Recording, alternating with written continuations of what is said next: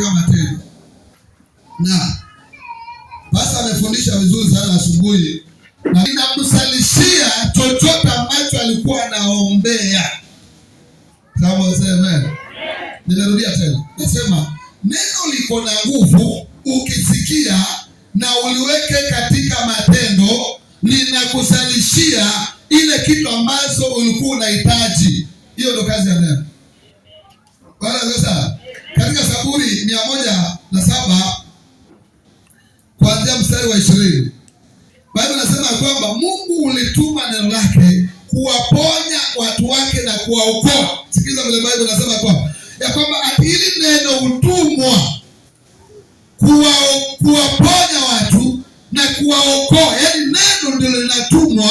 Vile nahubiri hivi nimetumwa nikuhubirie ili neno likuponye kwa magonjwa, ili neno likuponye moyo, ili neno likupatie baraka ambayo unahitaji.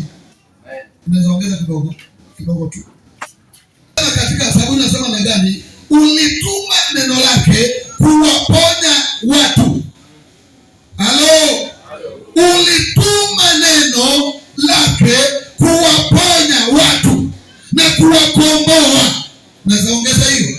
Yaani neno utumwa katika maisha yetu ili likuje lituponye, lituweke sawa sawa, lituondoe katika mateso ambayo tunapitia. Kama wewe ni mgonjwa, ukisikia neno uambiwe ya kwamba kuna mtu alipona, unakuwa na hiyo imani, unaweka kwa matendo, magonjwa yako uko nayo inaponywa kupitia kwa word of God. Halo? Bwana asifiwe sana. Na kama wewe uko na shaka, umefika mwisho kwa maisha, ukihubiriwa neno lenye linatia moyo, ukisikiza vizuri na uliweke ndani ya moyo, unaanza kupokea imani ya tumaini. Baba yao anasema kwamba kwa neno lake aliwaponya akawaokoa wasiangamie. Kwa yako inasema ulituma neno, kweli? Na kusema kwamba kwa neno lake, hapa Biblia yangu inasema kwamba kwa neno lake aliwaponya. Which means ya kwamba ninapohubiri hapa na uamini, tayari unaanza kupona. Naomba upone katika jina la Yesu. Kupitia kwa hii neno ninapohubiri, kama ulikuwa unaumwa na kichwa, kupitia kwa hii neno uanze kupona katika jina la Yesu. Kama ni tumbo ilikuwa inakuuma, kupitia kwa hii neno upone katika jina la Yesu. In the mighty name of Jesus. Amen.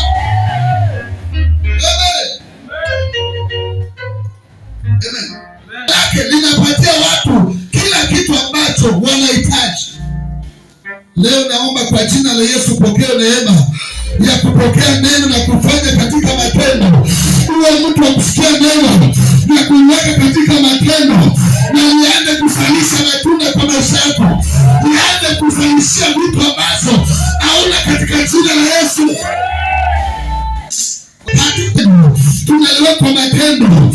Kama ni mambo ya kufanya biashara, tukishafisikia neno, tunaenda kwa matendo, tunaenda kwa hizo biashara katika jina la Yesu Kristo. Afu uweke maanani ni kusikia neno. Kitu unafanya sahihi ni unasikia neno. Hiyo ni namba 1. Kwa hivyo kitu ya kwanza unafanya, lazima uwe mtu wa kusikia. Halo? Katika John Yohana wa kwanza chapter number 1 number 5. Yohana wa kwanza, waraka wa Yohana wa kwanza chapter number 1 na mstari wa 5. Nasema namna gani? Mtu anayeamini kwamba Yesu ndiye Kristo amezaliwa na Mungu. Yes. Na yeyote apendaye Baba humpenda pia mtoto aliyezaliwa naye. Hivi ndivyo tunavyojua kwamba tunawapenda watoto wa Mungu. Yes.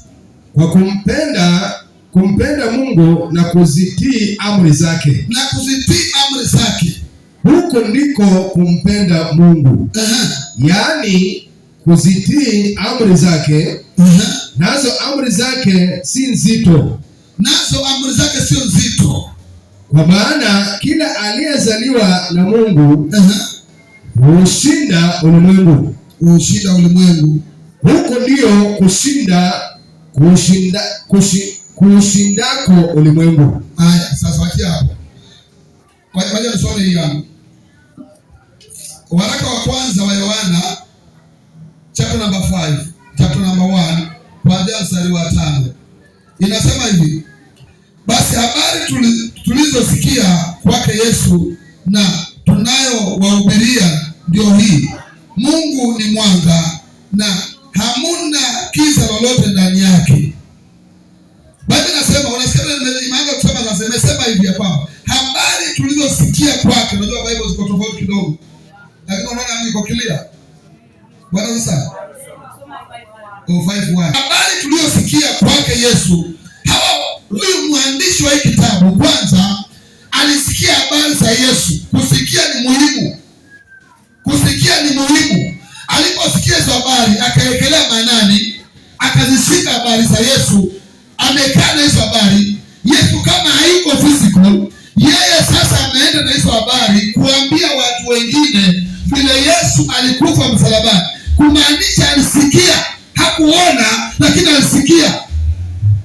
Haleluya.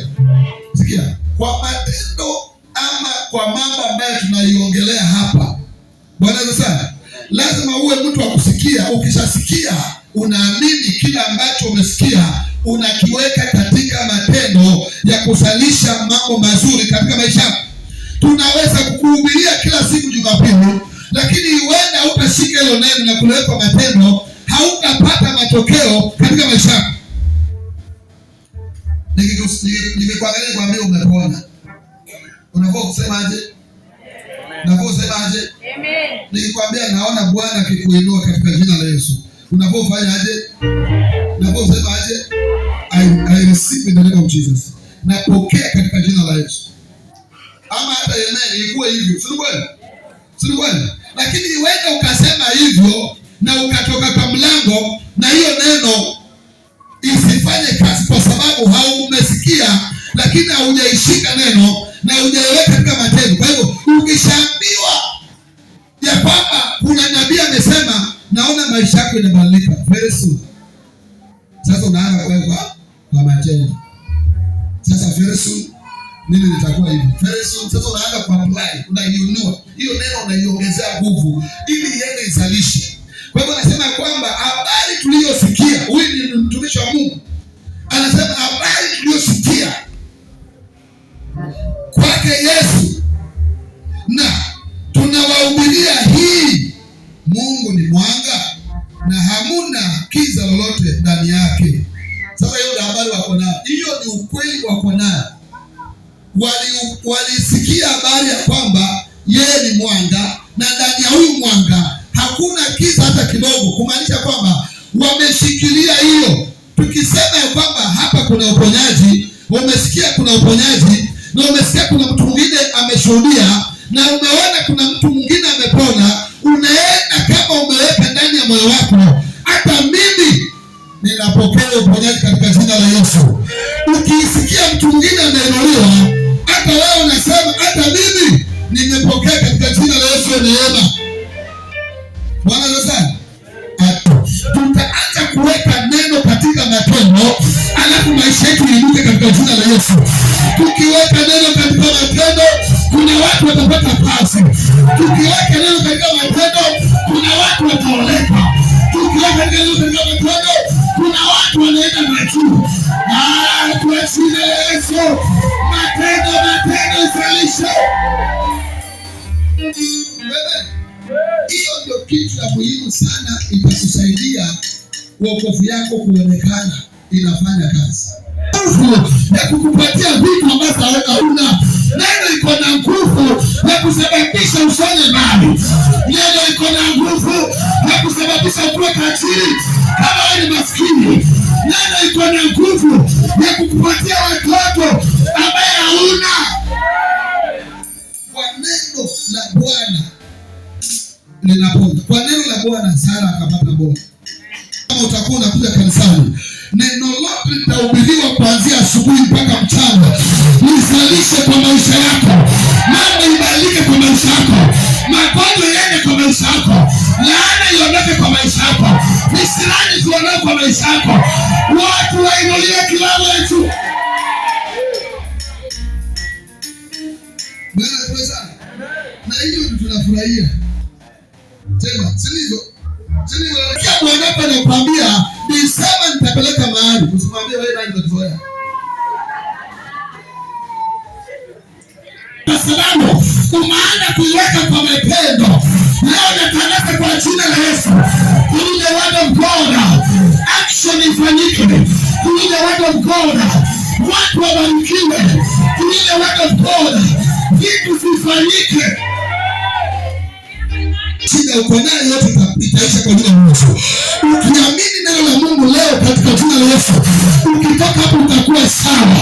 Yale mambo ambayo yamekaa ndani ya moyo wako yanachukua, itang'olewa kwa jina la Yesu. Yale magonjwa ambayo yamekaa ndani mwako, itang'olewa kwa jina la Bwana. Ndio tunakuja leo kusema kwamba katika jina la Yesu, ile shida ambayo imekukatalia itang'olewa kwa jina la Yesu. Because there is power in the word of God. There is power in the word of God. There is power in the word of God. Katika jina la Yesu. Kuna nguvu katika jina la Bwana Yesu Kristo. Amen. Bado nasema sana namna gani chapter number 1 na makundi 2. Sana namna gani. Sasa hapa kwa kusikia tumeweka hiyo John. Waraka wa kwanza wa Yohana 1:5. Hiyo ndio pale kusikia. Tuongeze hii ambayo ni James, ambayo ni Yakobo 1:22. 22. Biblia inasema basi kuweni watendaji wa neno, wala msiwe wasikizaji tu. Angalia, yani hata kusikia iko ndani, lakini wanasema usiwe tu kusikia peke yake.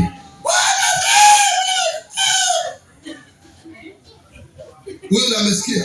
Watendaji wa neno, wala msiwe wasikizaji tu. Kwa hiyo usiwe tu, lakini kusikiza pia hiyo. Lakini siwe peke yake hiyo, muapply, muongezee nini? Mapendo, action. Nasemaje? Huku mkijidanganya nafsi zenu. Mkijidanganya nafsi zenu, akisema na gani? Kwa maana kama mtu ni msikizaji tu wa neno, wala hatendi kile linachosema, yeye ni kama mtu ajitazamaye uso wake kwenye kioo, na baada ya kujiona alivyo, huenda zake na mara usahau jinsi alivyo. Sasa wewe kuulize vile ulijana kwa bidii katika sheria kamilifu ile iletayo uhuru, naye akaendelea kufanya hivyo bila kusahau alichosikia, bali akalitenda, atabarikiwa katika kile anachofanya. Sasa hivyo tukaa